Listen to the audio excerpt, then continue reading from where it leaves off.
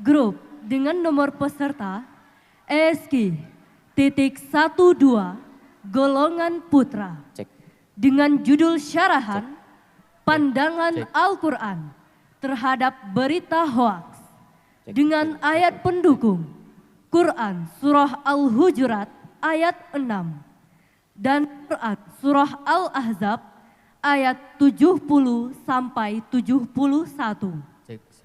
Grup dengan nomor peserta SK.12 golongan putra dengan judul syarahan Pandangan Al-Quran terhadap berita hoaks dengan ayat pendukung Quran Surah Al-Hujurat ayat 6 dan Quran Surah Al-Ahzab ayat 70 sampai 71.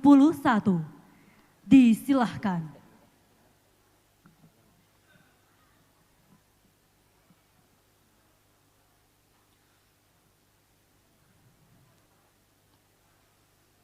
Assalamualaikum warahmatullahi wabarakatuh.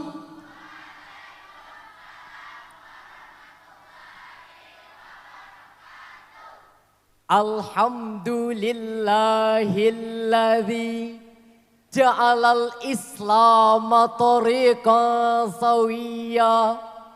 Assalatu wassalamu ala sayyidina Muhammad.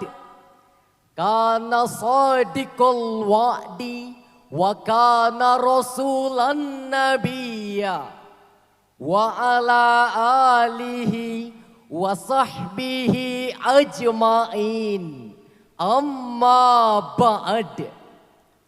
Dewan Hakim yang arif nan bijaksana, hadirin para pecinta syarhil Quran yang kami banggakan.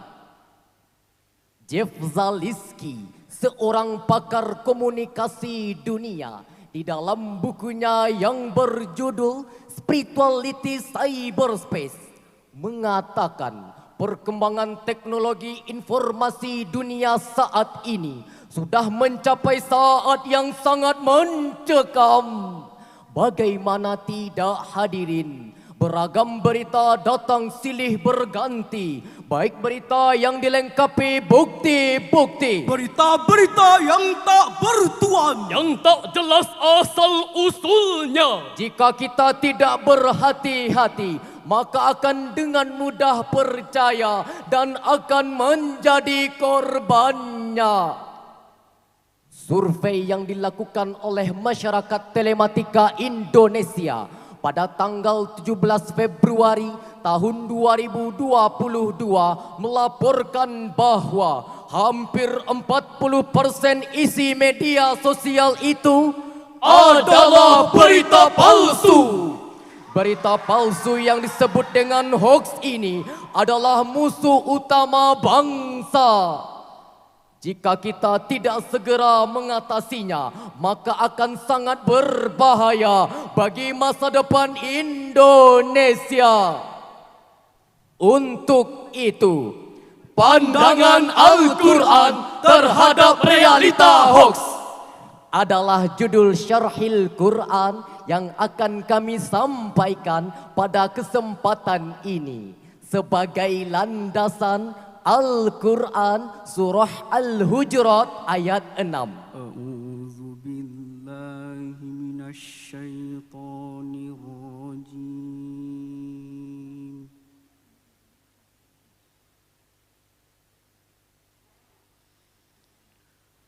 Bismillahirrahmanirrahim.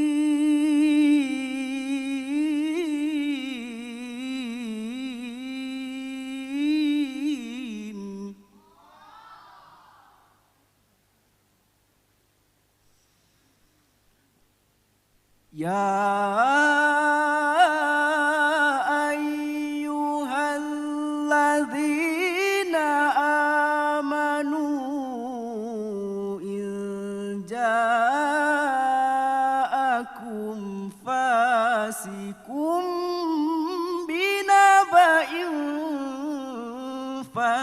فتبينوا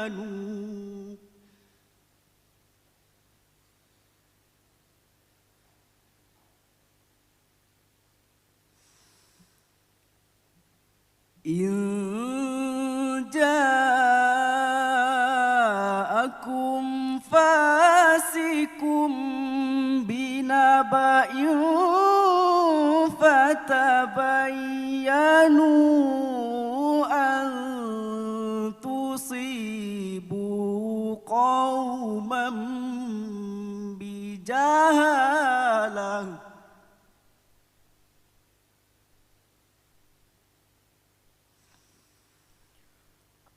أن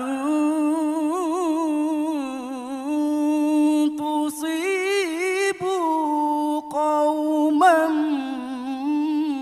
بجهالة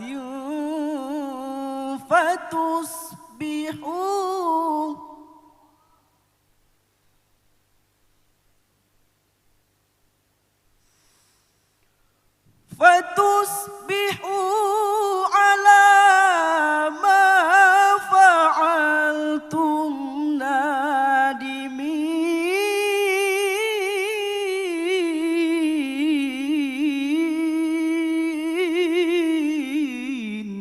Aku berlindung kepada Allah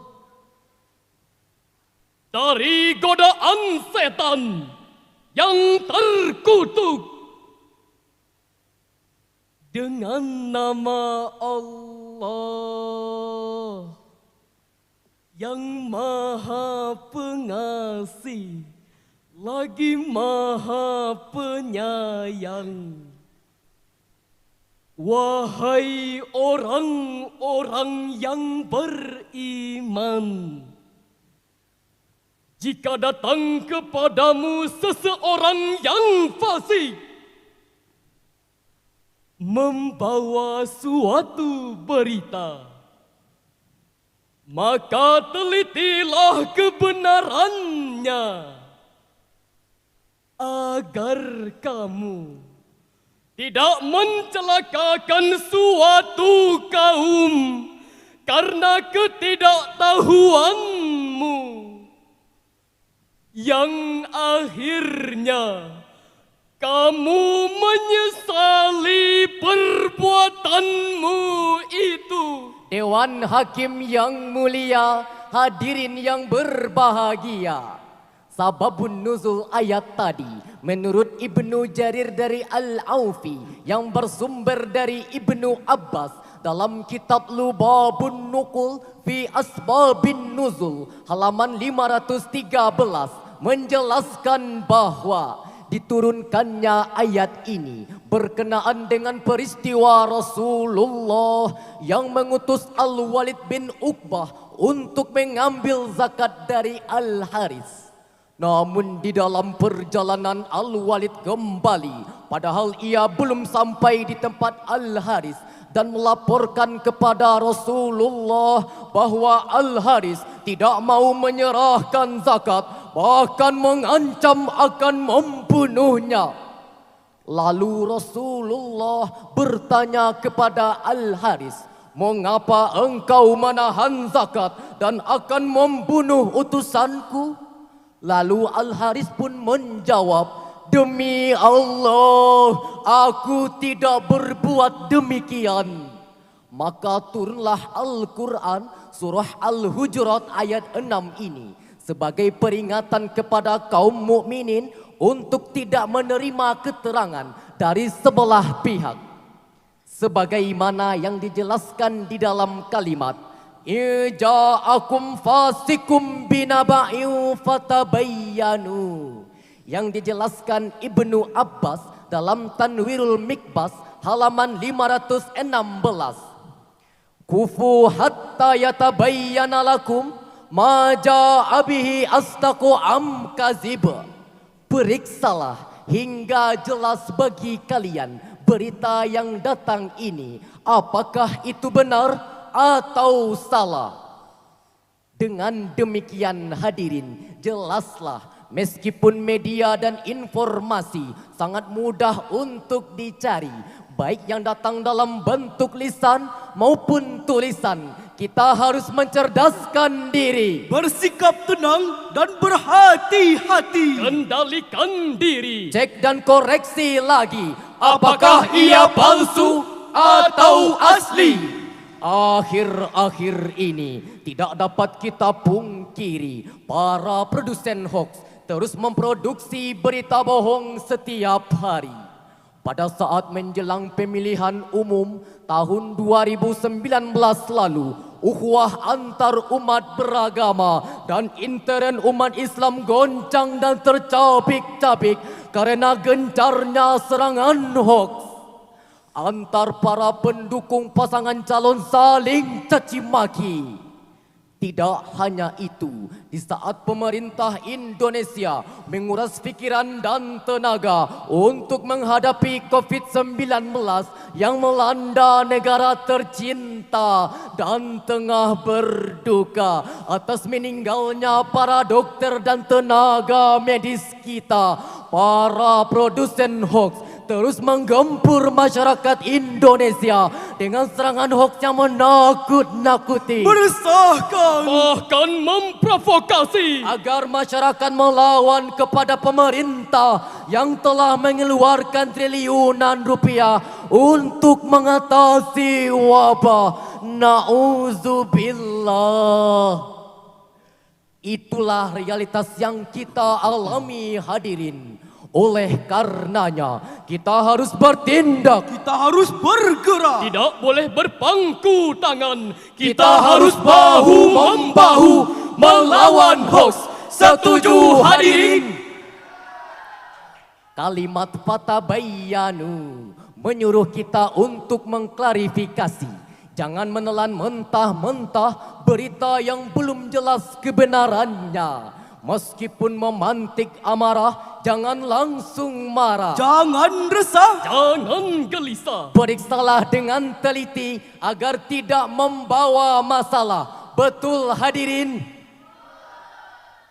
Hadirin, bahaya hoax terhadap masa depan bangsa sangat besar, yaitu menyesatkan dan membodohi masyarakat serta menghancurkan persatuan dan kesatuan bangsa. Oleh karena itu, mengingat bahaya hoax terhadap masa depan bangsa, langkah apa yang harus kita lakukan untuk mengatasi hoax berdasarkan tuntunan Al-Quran?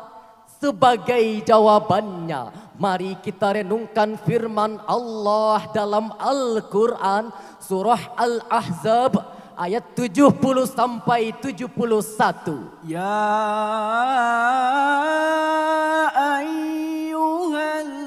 ayyuhalladzina amanu taqullaha wa qulu qawlan sadida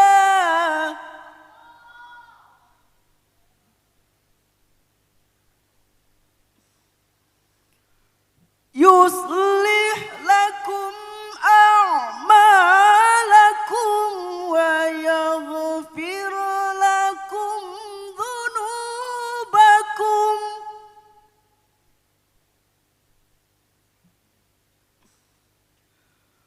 wa man yuti'illaha wa rasulahu faqad faza fawzan 'azima.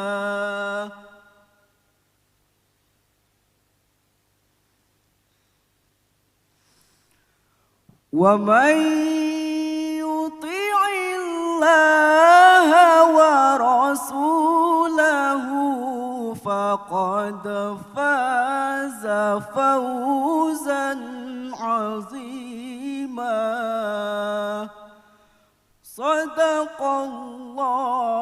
Sadaqallahul azim.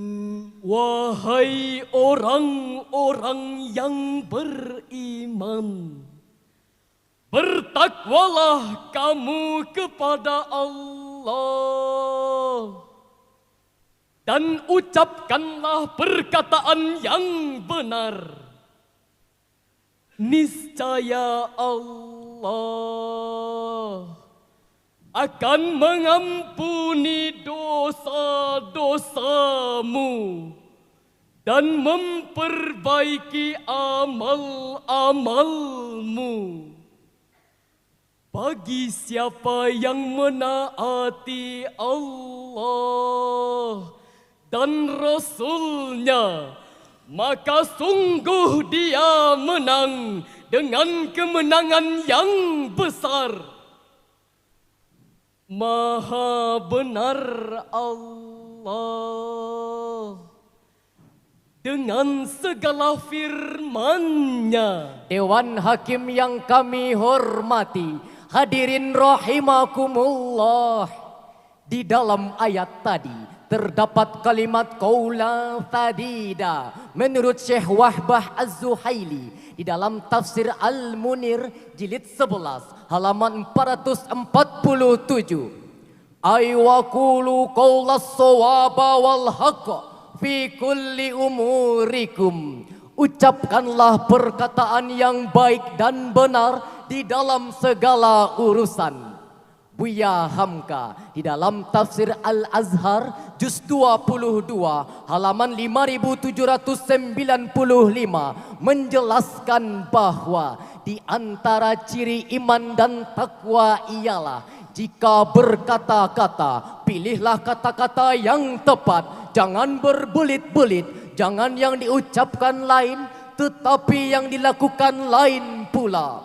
Rasulullah bersabda di dalam sebuah hadis yang diriwayatkan oleh Imam Ahmad, Inna Allah Azza wa Jalla ya'muruni an amurakum al tattaqullaha ta'ala wa an taqulu qawlan sadida. Sesungguhnya Allah memerintahkanku agar aku memerintahkan kepada kalian untuk bertakwa kepada Allah Ta'ala dan mengucapkan perkataan yang benar. oleh karena itu, mari kita perkokoh pondasi diri dengan iman dan takwa. Kita jadikan perkembangan teknologi informasi ini sebagai alat untuk menebar kebaikan. Jangan kita gunakan untuk menebar ujaran kebencian, Memancing perselisihan, Menyentil perbedaan ras dan golongan, saling menghina dan saling merendahkan,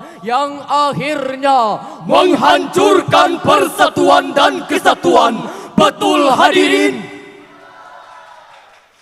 Hadirin, sebagai kesimpulan, pertama, hoax adalah sebuah realitas sosial yang dampak negatifnya sangat besar. Kita harus menghadapinya dengan tabayun dan qaula sadida.